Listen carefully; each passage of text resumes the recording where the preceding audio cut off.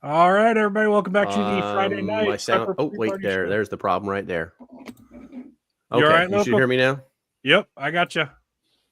Nope, something's wrong. All Isn't right, this, I'm gonna mute you. I'm gonna mute you for a minute while you're working that isn't out. this just special? Okay. All right, had to mute him. Hey, welcome back to the Friday night Prepper Pre-Party Show. Hopefully, local gets that squared away. And we are glad to have you. I got a couple guests with us tonight. I've got local prepper and rural 2IC, and we're just gonna have a little fun tonight, kind of talking about some blind spots. Oh, we got a little bit of echo there. Is that you, rural? It's not me. No. Local, do you have the stream running in the background? It's me. Okay, I'm gonna mute you again. All right.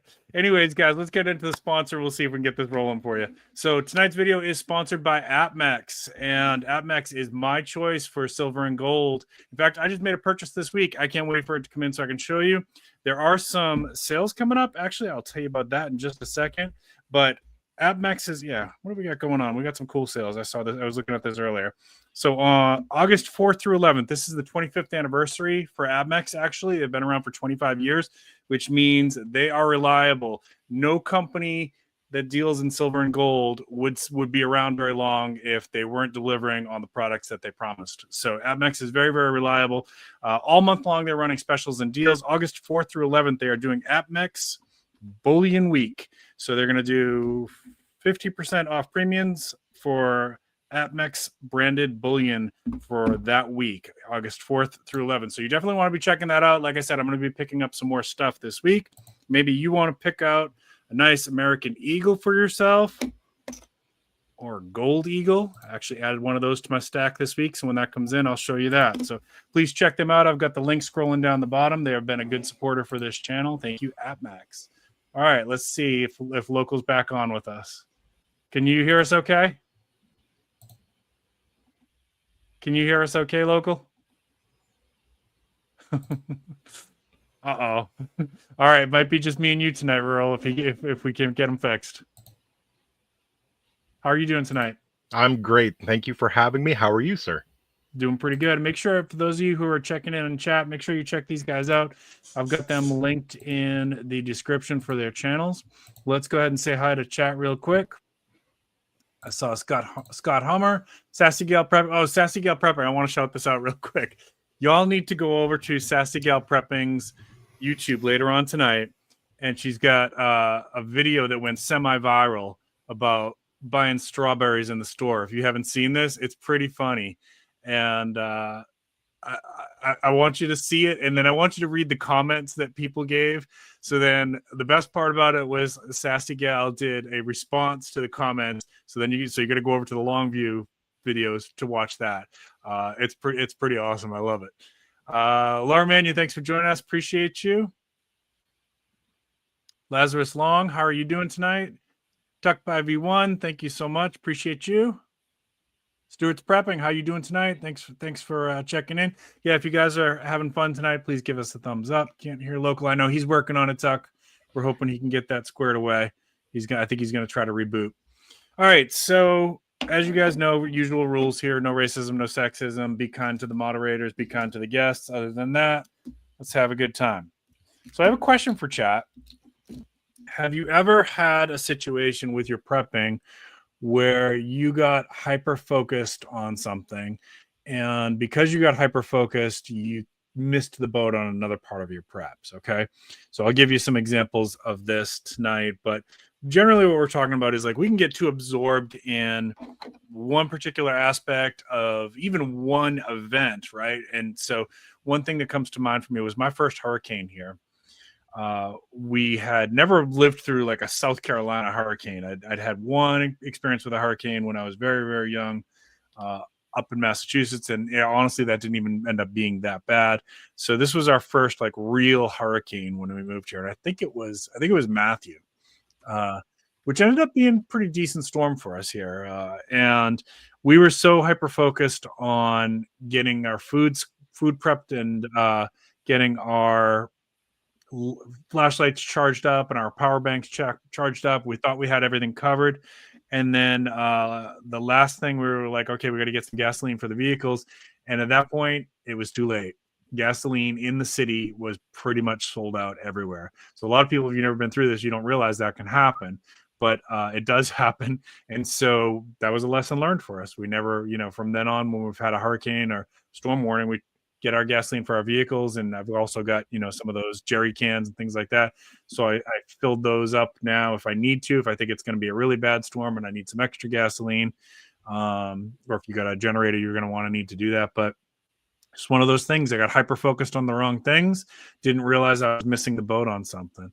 Has anything like this ever happened for you, Earl? Oh, yes. Yeah.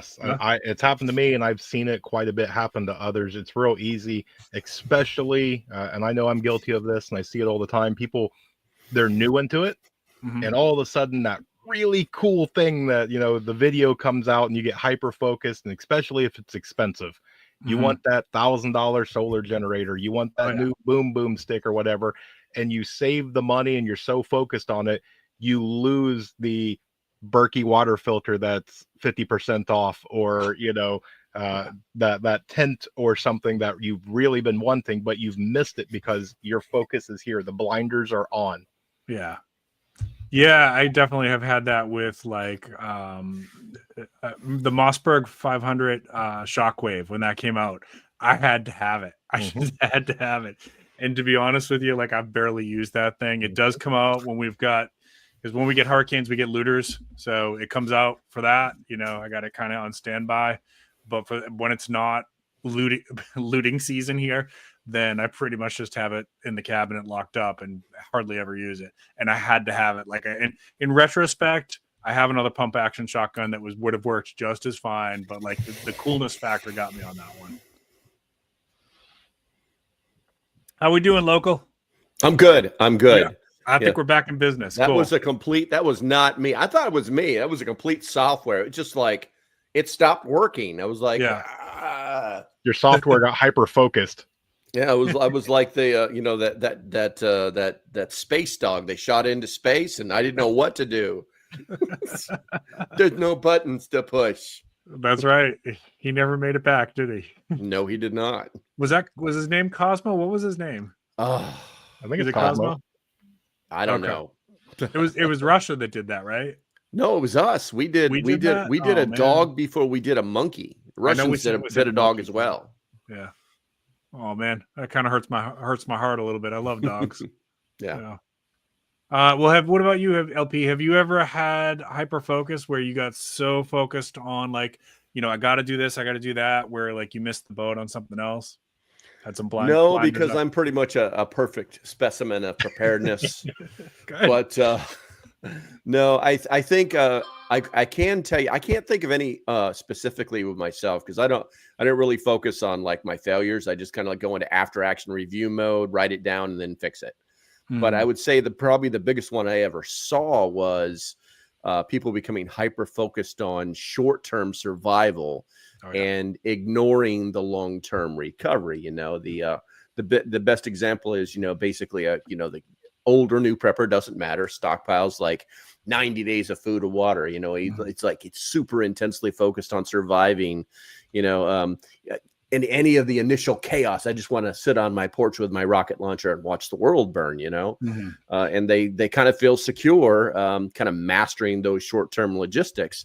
But the real blind spot is that they haven't planned for long-term recovery, things like rebuilding their income sources or accessing government aid, maybe relocating, post-disaster, they struggle to adapt without resources, I know your background, so there's actually a temporal bias, that would make them do that. It's just a matter of seeing what you're doing after the fact. I think that's the big one. Absolutely, and confirmation bias is another one too, right? Exactly. Like, so, if believe it or not, there are people in the preparedness community who don't think about like personal security at all. I feel shocked to say that, but like, it's true. It is true. And my personal thoughts on this is, well, if we know there are times when things are going to break down, even temporarily, right? Like, so even I was talking about hurricanes before, even during hurricanes, like we know here in my city that access to law enforcement and other first responders is very, very limited, and it's going to be very delayed during, that's just a temporary emergency. And guess what? The criminals know this too. Oh, and they take advantage of it. So the idea that, to me, this is one that I struggle with, the idea that like, oh, you're going to be able to dial 911 and magically a police officer is going to appear on your doorstep.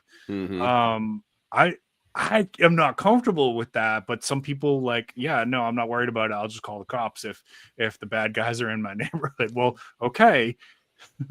I think, you've got all your other preps covered. I see that. You've got your food, you've got your generator, you've got your flashlights, you've got your water sources. Well, did you know that generator is attracting a lot of attention to you? Because, I had Carly Fairchild on here after Hurricane Helene, and we were talking about that there were people in Appalachia that were running their generators, which, by the way, when the power goes out and you run a generator, you can hear that thing for over a mile. Like, it's very loud. You can hear it very far away. And people were reporting that strangers were coming out of the woods and walking up to their property and offering to buy their generator with like 3 times the amount of cash, 3 times the amount of what it would have cost. That might sound good, right? But it speaks to people who are desperate, right? And if you don't sell it to them, are they going to think about, okay, then I was willing to pay for that. Maybe I'll come back and just take it, you know? And so when things break down, security is a real thing. So we all probably have blind spots, really, I'm not a hunter. It's just not something that I was ever good at, and I don't enjoy doing it. And so that's a huge blind spot for me. I try to overcompensate for that with like foraging and gardening, but the reality is I'm not going to get proteins from foraging and gardening, or not enough.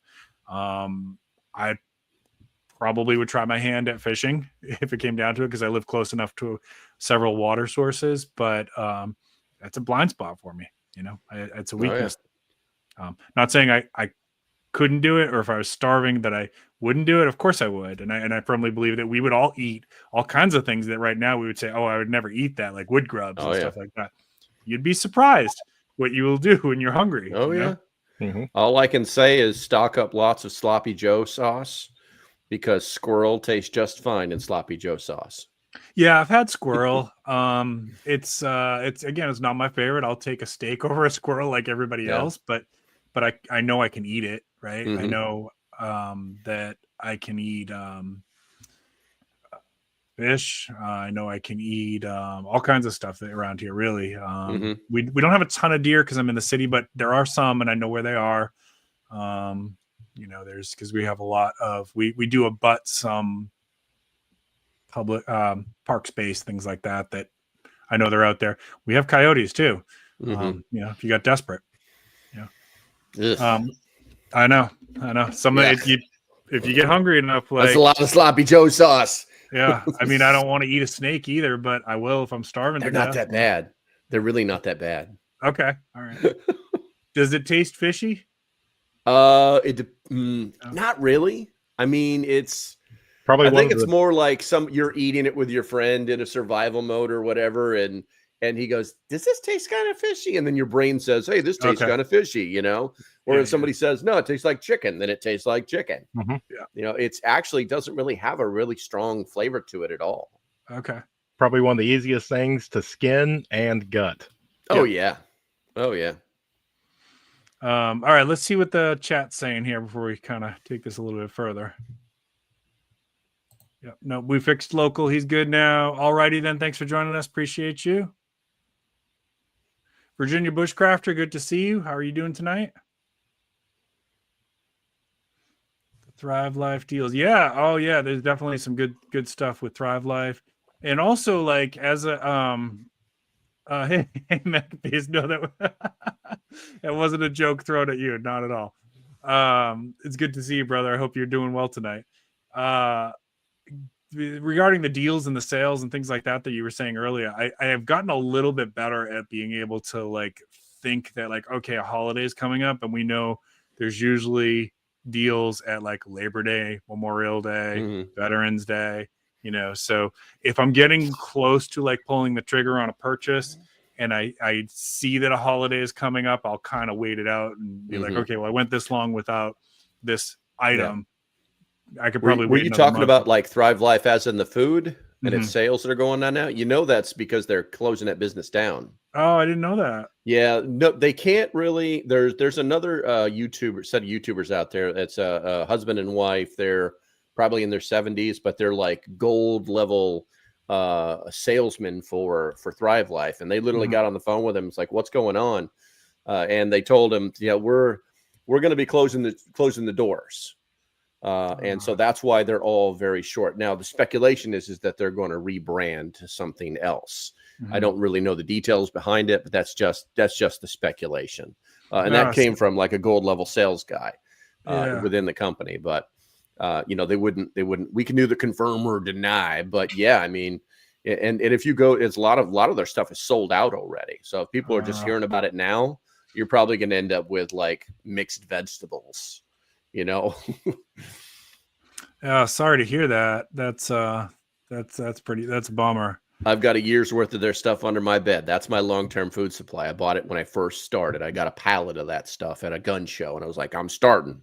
Yeah, and I also like Augustin Farms. I've got and as far as price goes, I think that's usually one of the better deals is Augustin Farms. Yeah, Augustin Farms is great. You just I hate to say it, man, and I'm an affiliate for them. So, but you know, I tell people don't buy it off their website. Buy it off Amazon because the shipping, they charge an exorbitant amount for shipping, you know, but as far as flavor goes, they are one of the best. Yeah. You know, and pricey, but Mountain House stuff tastes amazing. But it is pricey. Yeah. Well, Mountain House has been around for 26 years. It's one of the oldest survival food companies on the planet. You know, so they had some questionable meals in the past. Yeah. I've done some, you know, basically one of their food, I did a review and one of theirs was like, this smells like hot dog water. This tastes like hot dog water. Yeah. It's supposed to be like sweet onion noodle or something like that. It wasn't that. But they have actually gotten better. But yeah, I don't understand why. It's like they used to be one of the most least expensive. I think what they're doing is I think they're just trying to catch up with the market because you used to be able to get like a Mountain House meal for like $7. And then now it's like either somewhere between $10 and $12, you know, but it is what it is. It is what it is. Laura Mannion brought up a great comment here about, you know, animal husbandry, right? Like, so if you, and of course, again, going back to like the generator deal that we were talking about before, you're going to have to be able to protect what you got, your assets. And that might mean making some alliances with your neighbors of like, hey, you know, can you help cover our back and we'll cover your back, that kind of thing, if things got that bad. But animal husbandry is probably your best option for protein sustainability between rabbits and chickens and goats and things like that. Yeah, I would love to get into rabbits. I just don't have the time for it right now. Yeah, and is it rabbit? Is it true that like it pretty much tastes like whatever you put it with? It kind of absorbs the flavors of what you put it with. I would say it tastes like a wild chicken. Okay, you know, it's just got an extra leg joint thingy back there, a little bit extra meat to eat off the leg. Okay. Let's see if I missed anything else interesting here. Hey, thanks for joining us, Bacon and NYCOG Prepper. Hope you guys are doing good. Bacon. Rabbit is delicious, he says. Everybody loves bacon. Yep, that's right. And I had a chicken farm in Kentucky, and the eggs alone, like if you've got enough chickens, you know, at one point we had over 100 hens. And so we had so many eggs that we were literally, you know, we were giving them away, we were selling them, which that's when I learned that farm doing taxes for a working profitable farm is a booger, man. And we got the government, for all their talk of like, yeah, we support American farms and stuff like that. The IRS doesn't. They love to audit farms. They love to get their fingers in and audit farms, because we got, in the short time that I did that, we got audited twice. Wow. And I will tell you that if you ever get audited and it's not like a ridiculous amount of money, just pay them. Just pay them. It's going to cost you more in your time to fight them than to just write them a check. It's like your neighborhood mafia men, you know. Yeah, I was about to say, this sounds like the mafia. Yep. F you pay me. Just pay your annual, you know, it's like, it's your protection money. Here's your chest of gold things, my king, you know. They just want to wet their beak. Pay homage. That's hilarious. Yeah. So if you ever get into that situation, honestly, just pay them. It's going to be cheaper than trying to fight them. I believe it. What's that? I said, I believe it. I mean, just the lawyers alone, just a lawyer alone to write a letter, you know, I'm going to need $2,000-$3,000 down just for that, you know, and we'll see what happens. Yeah. So unless they're like auditing you and saying like, hey, you owe us $50,000, then you got to fight it. Oh, right? Yeah, definitely. Then you got to fight it. But you know, if it's anything under a couple thousand, just pay them. Consider it like the mafia's capo is coming to take his protection money and the cost of doing business. It's government protection money. Yeah. They just want to wet their beak. Mm-hmm. Yeah. We just want a taste. We don't want everything. Yeah. All right. So what about how about this one? I've heard this from people too, and I'm not sure where this comes from, and I'll tell you my thoughts on it, but I want to hear what you guys say first. In the prepper chats and the forums and things like that, people will talk about bartering a lot, and they'll say one thing I always hear is never barter ammo because they might use it against you. Have you guys heard this? Mm-hmm. Yeah. Okay. What are your thoughts on this? Go ahead, Ro. Okay. Well, I think it's a situational thing. I think that if you say absolutely not, you could be harming yourself. And I say that if you absolutely barter absolutely everything, then you could be harming yourself. For me, I want to know my neighbors. Just because they're not in my immediate circle and my immediate mag does not make them my enemy. And so if I can trade them a little bit of 22, so that way maybe they're my layer of defense out to the west, then they're not going to get steamrolled. I still have my trading partners and my news source and everything like that. I think it goes by who it is and all that. So that's my answer. Okay. Yeah, absolutely right. You know, you really need to know who you're giving the ammo to. That's what it really, you know, is you got some guy, you know, comes out of nowhere. I mean, it's not, it's very situational. I mean, are you like, is somebody just coming up to your house saying, hey, I've got all this stuff. You want to barter some stuff? No, dude, I'm sorry. I'm good. We're all set, you know, and then you might have to decide whether, you know, I hate to say this, but the analogy that I use that's YouTube safe is we're going to walk up this hill and you're going to carry the shovel up and I'm going to carry it back. You know, that's a situation that is unfortunately directly connected to the dangers of bartering. You know, if it's like Johnny Joe from, you know, he sent his son over, he needs a couple of rounds to go, you know, hunting, you know, you hand the boy the box and you say, tell your daddy, I'll talk to him later. You know, it really has a lot to do with your environment. You know, like you were saying, rural about like know your community, know your back, know your neighbors. You know what I'm saying? Right. It's tricky. It's tricky. You know, on my property in North Carolina, you know, I know the neighbor that lives to the left and to the right of me. We're both property owners. We're both got at least 6-7 acres. We know we can trust each other. I mean, but we've made like no formal commitment or bonds to each other, but we know we can trust each other. But you go the next street over there and there's a trailer park and it's a hodgepodge. It's mixed. You know, we've had drugs over there. We've had people decide during the summertime, hey, I'm bored. Let's go walk on this property and see what we can get into, you know? So knowing your neighbors is probably the most important part, especially if you're going to be giving them ammo. I'm sorry, you just said that at the very beginning, and I just pictured the old school trench coat, like, check out my 9mm full metal jacket. I'm not. I don't need your your shot sized bottles of vodka. I'm good. I don't need your 6-month-old dried up was it cigarettes You know, it's right. not like you kept them in the freezer, you know. Yeah, and I really can't add anything to what you guys said. My thoughts on it were pretty much almost exactly what you guys were saying. You know, it's very situational. If I've got a neighbor that I trust that needs a box of 9mm, I'm probably going to give it to him, right? Because I've already established that relationship with him, right? If a stranger came up to me and said, "Hey, I'm looking for 9mm," my answer is going to be, "I'm sorry, I'm out too."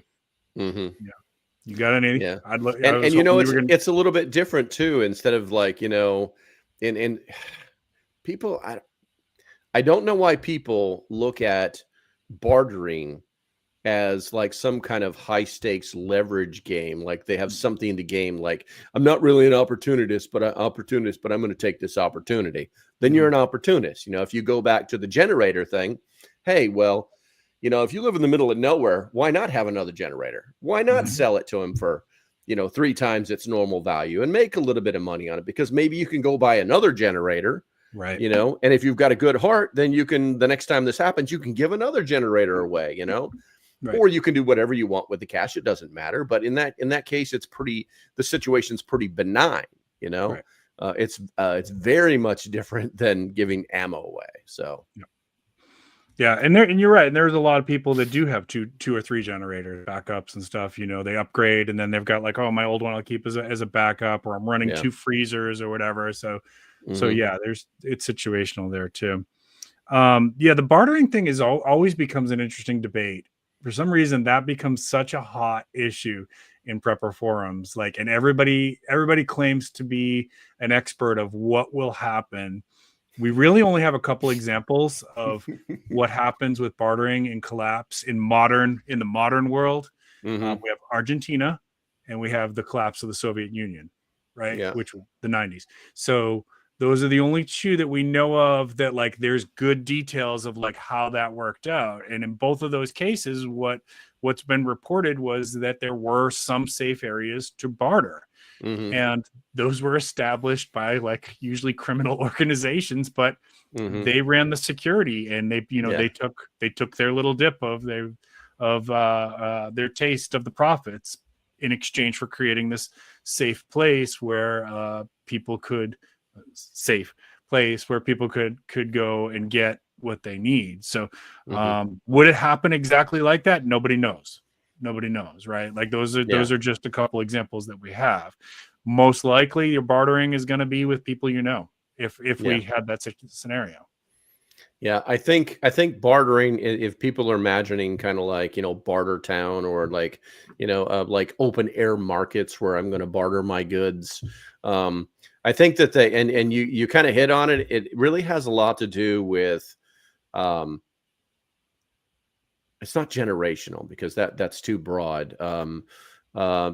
Moral values, ethics, you know, because if you think back, you know, a lot of people forget during the recession, you know, and I'm not talking about our recession, I'm talking about the Great Recession or the Depression itself.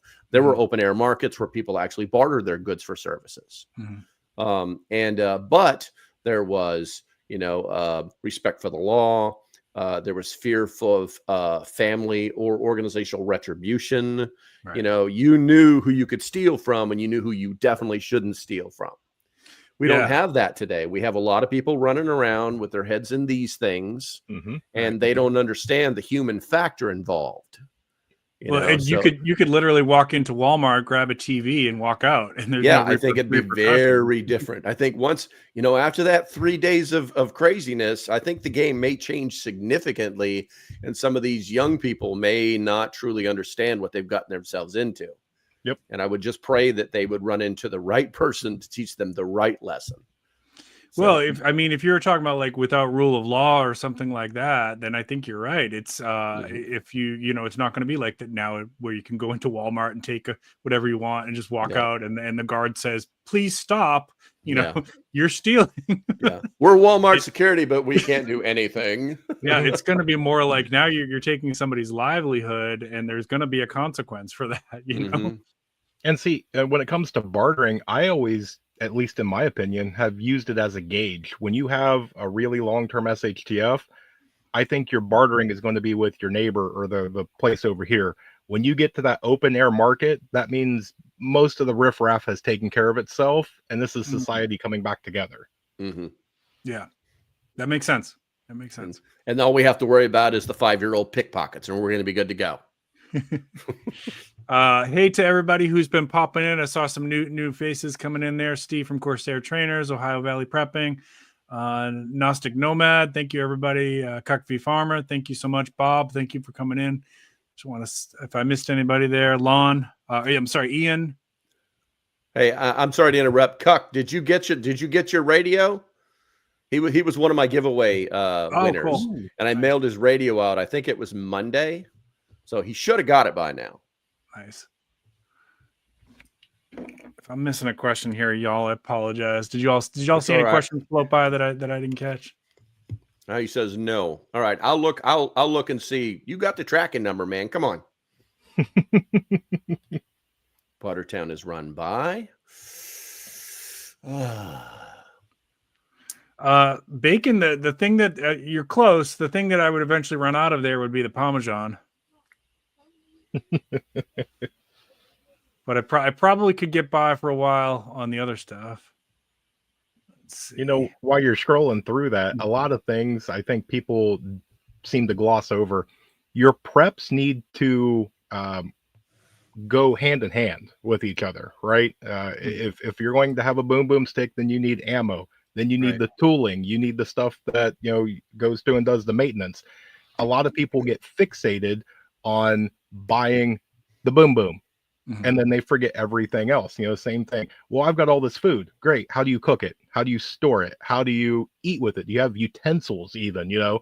And I think that a lot of people miss out where they just get, well, I've got a whole bunch of water. Great. What do you do with it now? Right. Or how about this? I've got a great water filtration system. What do you have to store that water? Right. A couple water bottles, or do you have another system set up? Because if so, and here's the other thing, if you've got neighbors that you're trying to help too, they might not be as prepped. Hopefully they are, but do you have some way to, you know, store some water for them? And maybe that's exchangeable. Like they can, you know, pull some guard duty for you, or I'm sure they'd be more than willing after day 3. I'm sure they'd be more than willing to help you around the house. I would hope so. I would hope so. I mean, that's part of bartering too, right? Is goods and services. Oh yeah, most definitely. Most definitely. All right, here's another one. I think that the prepper community gets hyper focused on EMP, and this comes about from a very popular book, Going Home, which is it's a great read. I'll give you my thoughts on this, or you guys go first. Who wants to go first this time? LP? Oh, you want me to go first? Yeah, go ahead. I don't know what you're. I'm not. I don't get hyper focused on EMPs. Okay. EMPshield.com. I am an affiliate. Anyway, no. I don't get hyper focused on EMPs. I'm sorry. I went defensive. It's okay. There are people that do see that, you know, in their threat analysis, and honestly, most people don't do a real threat analysis anyway. They if at most they scribble some stuff on a paper, they pick the top 3 and say those are what I'm going to prepare for. You know, there are people that are definitely afraid of you know, I hate, for lack of better words, nuclear war. You know, would it be completely different with an EMP weapon? Yes, 100% different. It would be so different. It would be just like, okay, all these electronics don't work anymore. I mean, not all of them. I'm not saying that. I would say we're probably a real EMP attack from a credible enemy like China or Russia would probably take out easily half of the electronics on the planet. And the big part wouldn't necessarily be, destroying your phones. Your phones would probably be okay. But the ability to charge your phones, and then subsequently it's a cascade effect. You can't charge your phone. You can't use your phone. The cell towers directly affected because they're all connected to each other. Would it take out the entire nation? Probably not. Just a big, giant 50-60% swath. And it really depends on the weapon they used. But getting hyper focused on it, that's a mistake. You know, there is a mentality, and I fall for it from time to time of, you know, if I was going to say that I'm hyper focused on any one thing, it would be on the, you know, the economy crashing. And the reason that I do focus on that so much is because if I prepare for an economic collapse, I'm literally preparing for everything except for an EMP and an asteroid hitting the planet, which you can't prepare for. Right. You know what I'm saying? So there are people out there that will get extremely hyper focused on EMPs. They have their personal justifications for it. But I don't think you need to build a bunker and have, you know, nuclear level particulate filters in your bunker to protect yourself from an EMP. And that's where they kind of get a little crazy. They start going, well, I need this, and then I need that. And there's like this whole laundry list of stuff to prepare for everything from an EMP to nuclear winter. You know what I'm saying? And then they realize one day after they've spent $100,000 in this giant bunker that they only have a finite amount of water that they can store that has not become irradiated, you know? And then they're like, oh, what have I done? So yes, it's very, very easy to do. And one of the reasons it's really easy to get hyper-focused on EMPs is because there's so much science that's out there for people. And then there's also a lot of archived information, and it really gets some people, specifically the older generation, they really get hyper-focused on it because there's all this information out there they never heard of before. And so they start to do it almost becomes like a hobby to them, and they just want to learn more and more and more. And they think that by learning more, they'll be more prepared, you know, but I can see how people would get hyper fixated on EMPs. Me personally, I'm not. Nice. What do you think, Earl?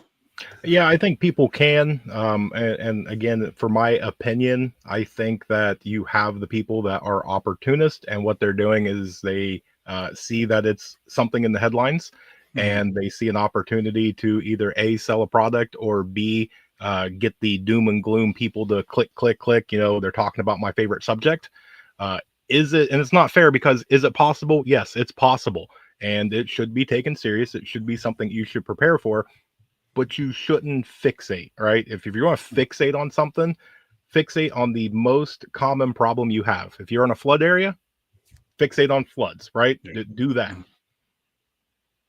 Yeah, and that's what frustrates me about it, is that I get that like EMPs are as fun to talk about as zombies, right? Like, because it's kind of like one of those ultimate scenarios, like, well, we're cooked now, you know? And I think that it's featured in some media, books, things like that. And they're good stories. Like Going Home, the first book, is a really good story. And if you haven't read that, I recommend everybody read that.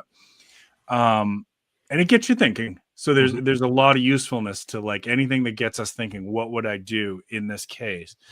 The problem I have is that sometimes when I'm talking to people that are hyper focused on the EMP, they'll say, I might say like, hey, do you have battery banks? And they'll say, well, what's the point of that? They're not going to work when the EMP strikes. I'm like, wrong. Okay, maybe not. What are you going to do when there's a storm next week? You know, or when the power goes out because there's a brownout because the heat is flipping ridiculous right now, which actually this has been happening in my city. The power has been dropping like once a day in one section of the city every day. And it's like 104 degrees right now.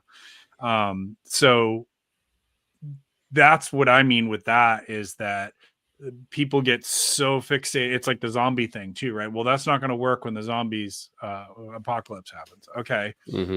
We can talk about that. I think it's good to like get some dialogue going about that, because it gets you creative and thinking about different ways. But what are you doing also about these smaller localized events that we know are definitely going to happen? 100% chance you are going to lose power sometime. I lost power last night. Yeah, it's going to happen. And then look at like all the flooding we got going on right now in the country. Like that is becoming a new normal, you know? That's going to be something we as the prepper community are probably going to have to talk about more. Yeah. That's one of those things too. That's like, it's really tough. Like if massive flooding is hitting your street, your choices are going to start getting limited real fast. You know, you might have a situation where you're going to have to get on your roof. Do you have life jackets stored away? Right. Do you have, do you have life jackets on your roof right now?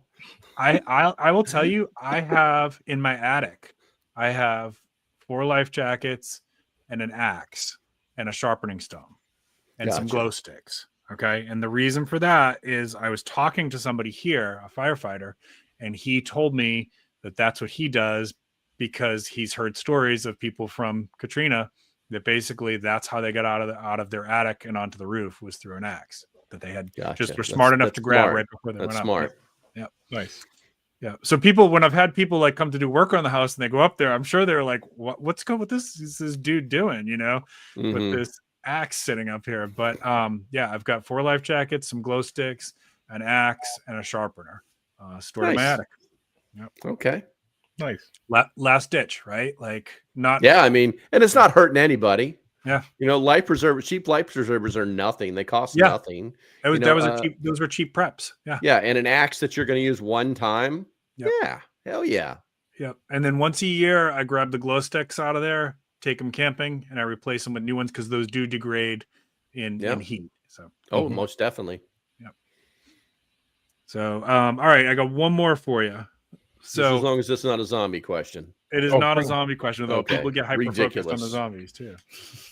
People might say that I get hyper-focused on financial prepping because what good is your gold and silver going to do when the apocalypse happens? So I'm going to give you guys a chance. You go ahead and you can respond to that. You can roast me about it if you want to. No, because I am in the same exact boat. I have many videos on this, and here is my thing that I tell every single person. You can't eat gold and silver. I fully agree. But you prep for 2 things. One for the world to end and one for the world not to end.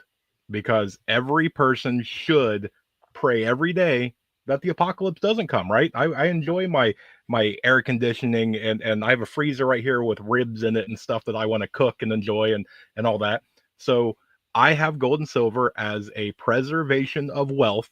That if I ever need it, I can use it. And if I don't need it, I can pass it to the little one, right? Because if I give him a huge chunk of money, what happens? Government comes in and goes, where's my chunk? If I give him my house, guess what happens? Government wants a chunk. If I hand them a tangible asset, there you go.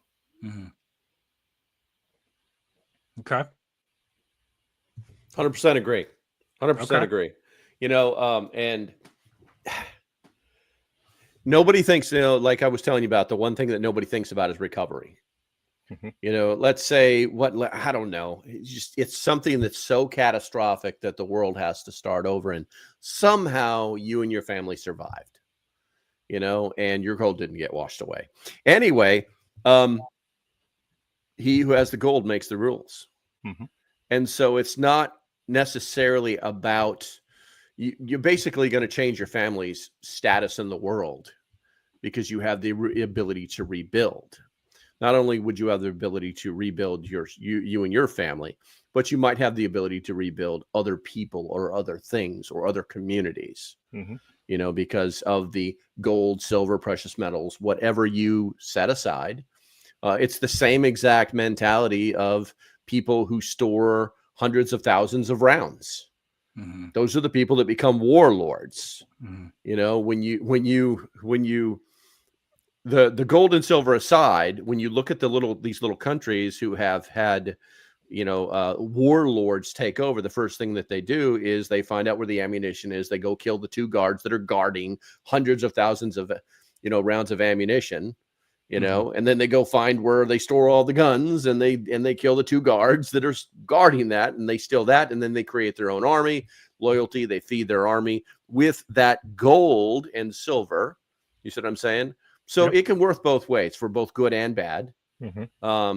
But yeah, I fully advocate. I'm a cheap medalist. I'm all silver. I'm all silver. I don't have any gold. I wouldn't mind some. I mean, if you're giving it away, you know, 0 complaints. It's Zero getting hard. complaints. You know what? Anybody ever tells you that having gold is stupid, say, fine, I'm giving some away. Hold up a coin and say, who wants it? And you watch that same person get in the chat and say, I'll take it. Yeah. And well, and the people who say, like, let's say we go back to this barter situation, right? Like barter town kind of thing. And people will say, well, nobody will want your gold and silver.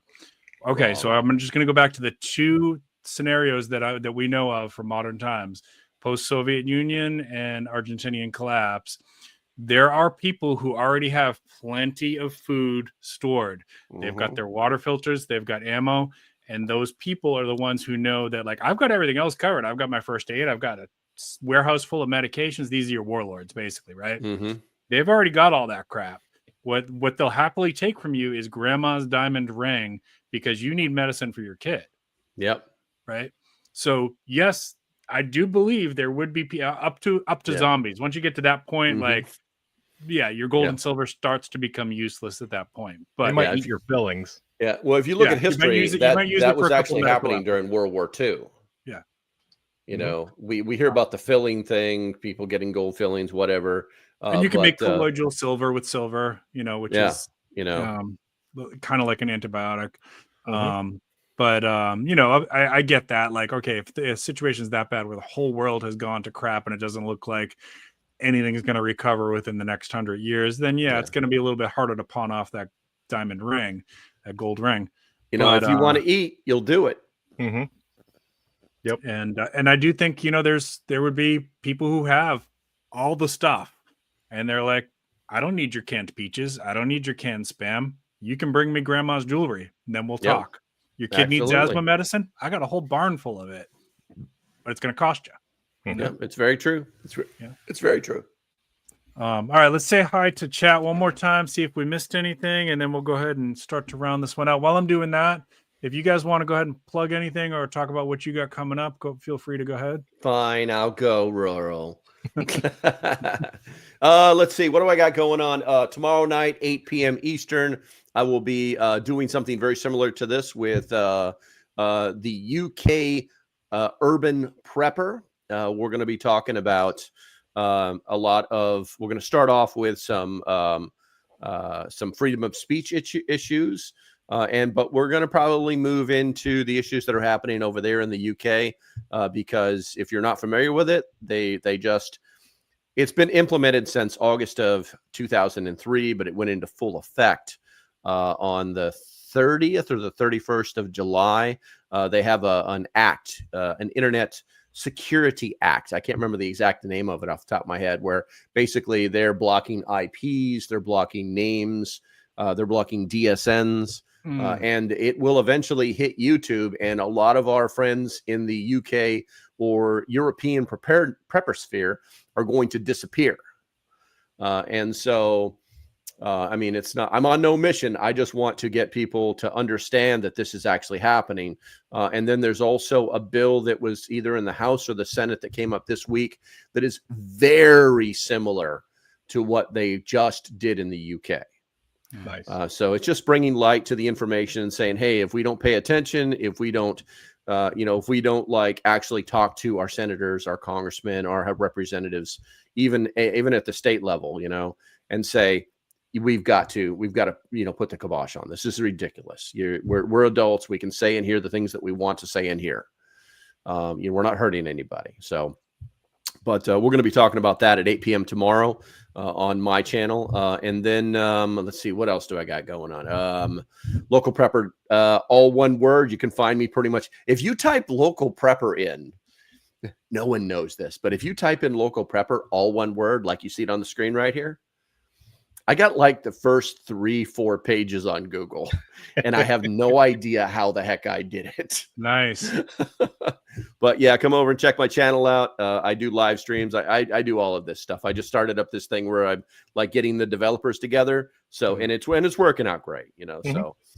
All right. I think that's about it. I'm going to shut my pie hole now. Nice. Okay. That's me then. I put out on my channel, if anybody that doesn't know me, I put out something every single day. So if you are looking for content on people that constantly do it, but I do, if you like these panel discussions We do a podcast every Sunday, 8 p.m. Eastern Standard Time, where it is me and 2 other people, and we bring a new person on each and every week, and it goes 100% by the chat. I have LP scheduled in a couple weeks, and if I beg real nice, I might be able to get Sarge on. So we can set that up. Yep, definitely. All right, and I've got on Thursday coming up next week, I will be on Orlando Preppers channel at 8 p.m. I think we're going to be talking about the sleeper cell threat.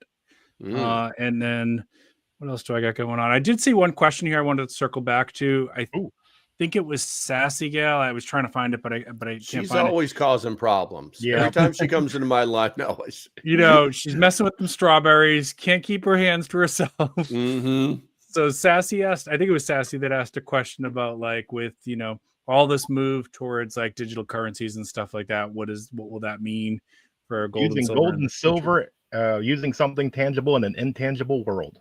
Yep. Yeah, I think that gold and silver will, for the very foreseeable future, and by that I mean hundreds of years, still have value, unless the only situation where I can think of where that changes is if they